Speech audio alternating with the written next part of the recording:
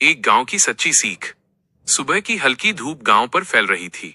बैलों की घंटियां हवा में साफ सुनाई दे रही थीं। कच्ची सड़क के किनारे बनी साहूकार नरेश लाल की दुकान हमेशा की तरह सुबह सुबह खुल रही थी। नरेश लाल ने तौल मशीन की धूल झाड़ी और बोरियां करीने से जमाई।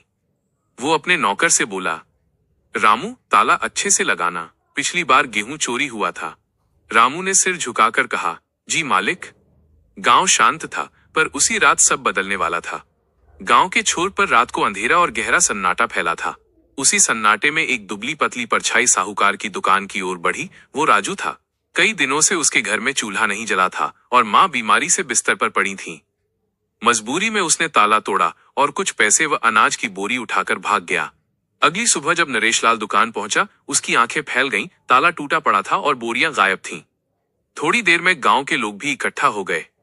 हरिया, बूढ़ा किसान, माथा पकड़कर बोला, अरे हमारे गांव में अब चोर भी हैं। लोग आपस में चर्चा करने लगे।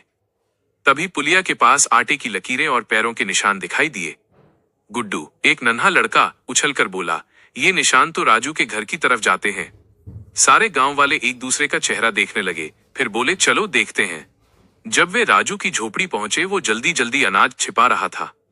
दरवाजा धड़ाम से खुला और सब अंदर घुसे। नरेशलाल गुस्से में चिल्लाया, राजू, तुझसे ये उम्मीद नहीं थी।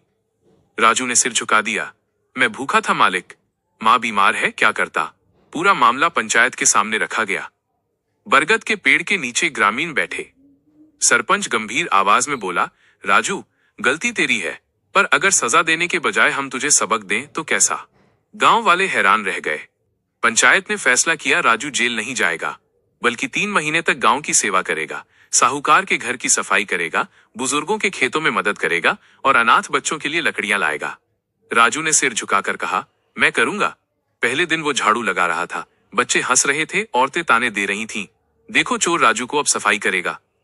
राजू चुपचाप काम करता रहा, मन में पछताते हुए, काश मैंने मदद मांग ली होती। दिन बीतते गए और राजू बदलने लगा। वो मेहनत और ईमानदारी से हर काम करता। बुजुर्गों के खेत जोतता, बच्चों को सब्जी बांटता। धीरे धीरे लोगों का नजरिया भी बदलने लगा। एक दिन नरेश लाल मुस्कुराया और बोला, अब तू मेरे लिए काम वाला नहीं, बेटा है राजू।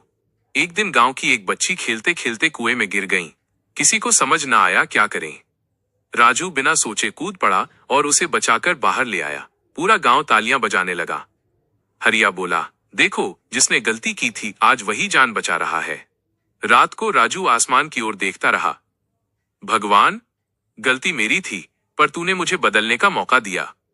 अगले दिन पंचायत में वो पूरे गांव के सामने बोला, मैंने चोर बनकर गांव को बदनाम किया, अब मेहनत से ही नाम कमाऊंगा, मुझे माफ कर दो। सरपंच ने उसके कंधे पर हाथ रखा, राजू, तूने गलती की थी, पर अब तू गांव की शान है। गांव वाले उसे गले लगा लेते हैं। राजू के चेहरे पर जीवन की सबसे सच्ची मुस्कान थी। संदेश, कभी कभी सजा से ज्यादा असर सबक का होता है। गलती हर कोई करता है, लेकिन जो बदल जाए वही सच्चा इंसान कहलाता है।